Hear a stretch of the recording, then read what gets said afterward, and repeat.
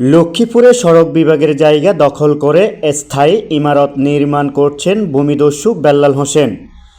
২৭ জানুয়ারি মঙ্গলবার বিকেলে সরেজমিনে গিয়ে দেখা যায়, সদর উপজেলার মজু চৌধুরীহাট রোড বোলা বরিশাল সড়কের কাছারি বাড়ির দরজার একটু পরেই মমতাজ পাটোয়ারি বাড়ির দরজা সংলগ্ন স্থানে তিনি এই ইমারত নির্মাণ করছেন।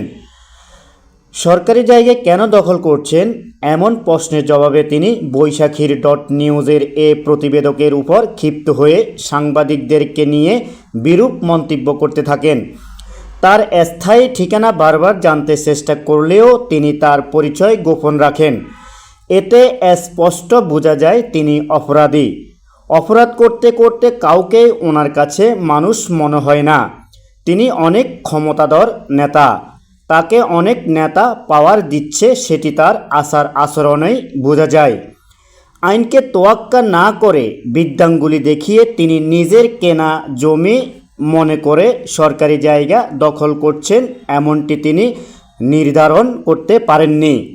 গায়ের জোর ও পেশিশক্তি দিয়ে তিনি সরকারি জায়গা দখল করাতে ক্ষোভ প্রকাশ করেন একাধিকজন। তারা প্রশাসনের হস্তক্ষেপ কামনা করেন, স্থাপনাটি ভেঙে সরকারি জায়গা ভূমিদস্যুর কবল থেকে রক্ষা করার জন্য সড়ক অফিসকে আহ্বান করেন। এ বিষয়ে সড়ক বিভাগের নির্বাহী প্রকৌশলী মোহাম্মদ নজরুল ইসলাম বলেন, বিষয়টি আমি এখন আপনার কাছ থেকে শুনেছি। সরজমিনে গিয়ে অপরাধীর বিরুদ্ধে আইনগত ব্যবস্থা নেওয়া হবে।